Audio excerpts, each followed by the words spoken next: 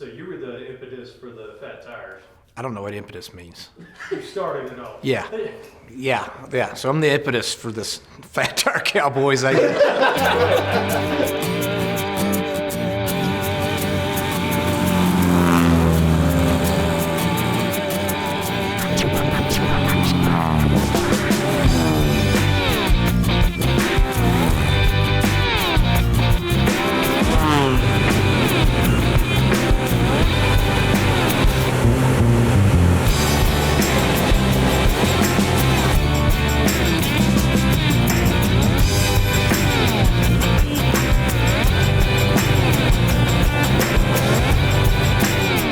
Chad Bartee, one we call the mayor, he bought a American Champion and put it on 29-inch Tundra tires, Scout, and showed up at the airport with it. And I was like, man, that thing's really cool. And then Brian saw it, and he bought one. And he went and he put 2-inch bigger diameter tires on his. So he went 31s over my 29s, which is not cool.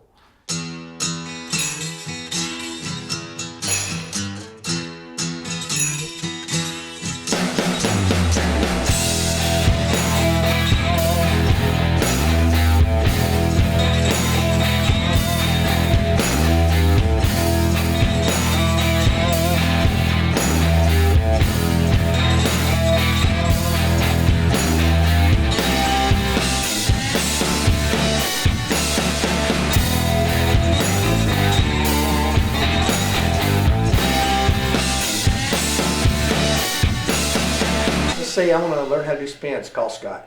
I want to learn how to do acro, call Scott. I want to go up in the Baron and do some stuff, call Scott. I got to get my IFR current, call Scott. So that's him. We need an asshole, call Scott. Started crop dusting at 19.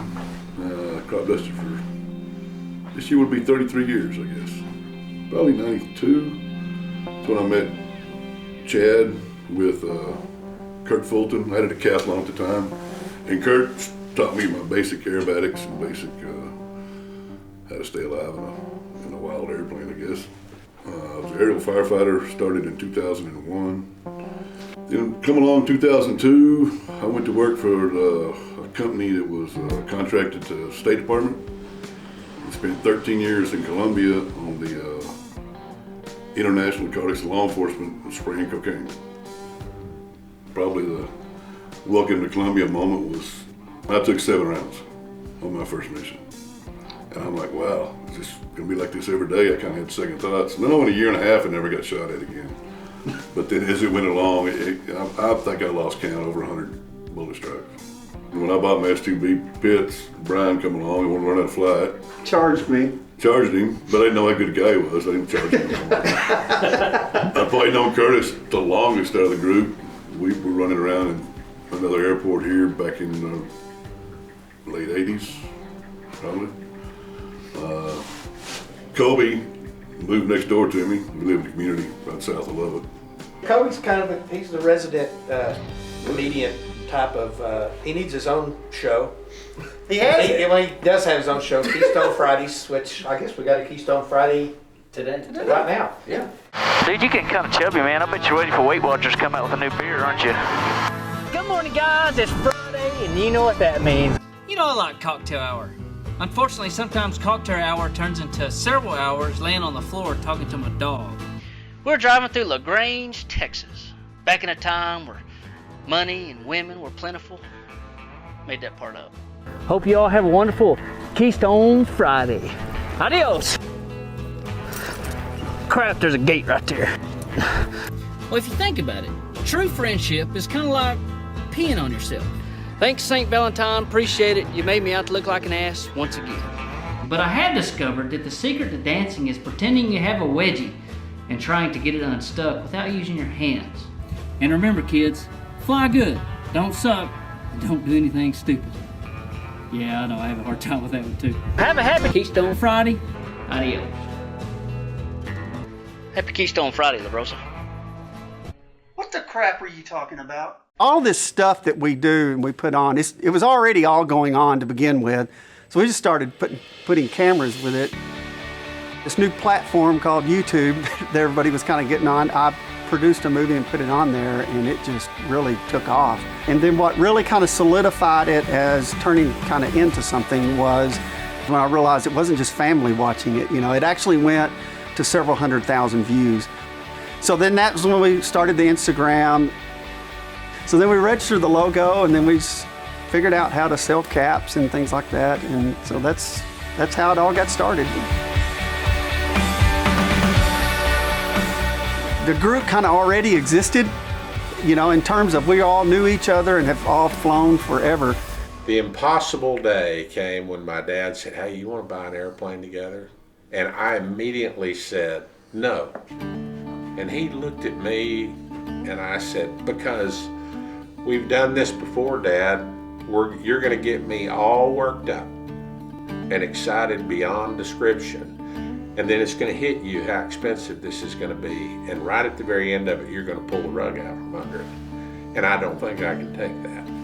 So I don't even want to get started on it." And he said, "Well, I'm going to look for one. And if you want to look, you're welcome to come. And if I pull the rug out, I'm pulling the rug out." And I said, "Well, all right, let's go look." I wanted to get my tail wheel endorsement, and I could not find a tail dragger anywhere. So I went up and bought a Super Cub out of Arizona and went and got it, came back, and I still couldn't find it, but the Super Decathlon was the closest thing I could find. It was $250 an hour. I thought I couldn't afford that, so I got that Super Cub, and I flew to Plainview and picked up an instructor in it. And he said, "I guess you made it here," so he wrote my endorsement off. And this may not be stuff you want to put on. Doesn't have a tail wheel rating, doesn't own a Fat Tire airplane, yet he is somehow a Fat Tire Cowboy. And I'm the butt of a bunch of jokes because I have a parachute on my airplane. Safety guys like the Volvo driving. You let others pull it. And I won't let them pull the parachute. You won't let us even touch the handle. Don't touch the handle. Uncovered? Is it even uncovered? No. No, it's not even uncovered. No, there's no need to uncover that. You pull that, and it's gone. Right. But damn, it'd be fun. Worked on a Cherokee 180, then moved on to an Aero. Got my instrument rating, bought a Saratoga, was the first plane I owned. But I could never kick that tail dragger thing, so I wanted to get my tail dragger. And got with these guys, and they got me hooked up to start learning to fly a tail dragger. Taught me to be a real pilot. I didn't know what my feet did before that. Cessna 140, and then a Super Viking, and then a Vagabond. Woo, that was a ground looper. And then a Tri-Pacer, loved the Tri-Pacer. Cherokee 140 that was full IFR with an HSI in it. That was cool.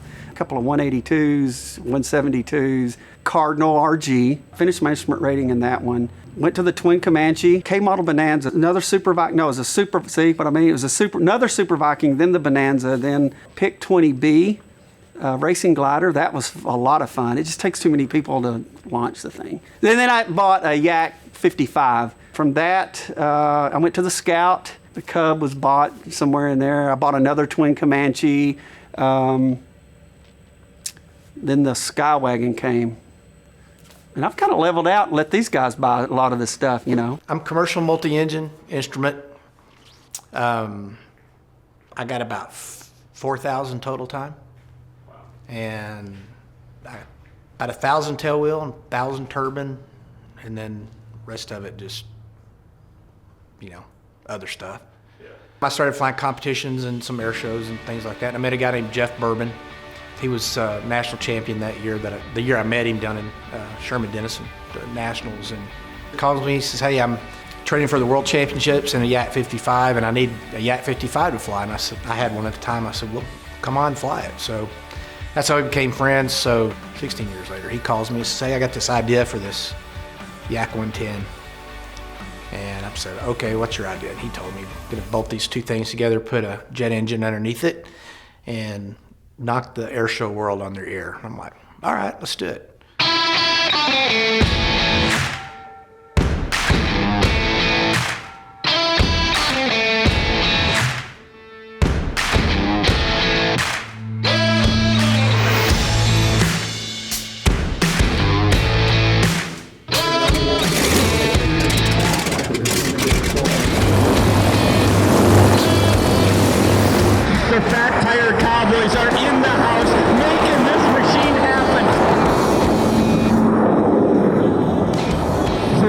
that engine back, kicks it around for our upright flat spin. There's one, there's two, there's three, buried in the smoke in the Yak 110.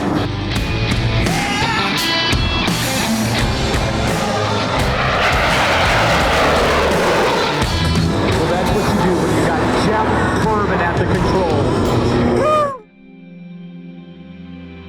It's everything. It's the sights, it's the sounds, it's the smells.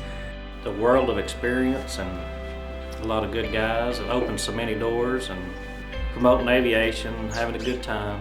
Truly blessed and humbled to be around, these guys. Of course, there's over, I was thinking a while ago, there's over 100 years experience, flight experience just hanging around these guys. So I get to experience something a lot of new pilots don't.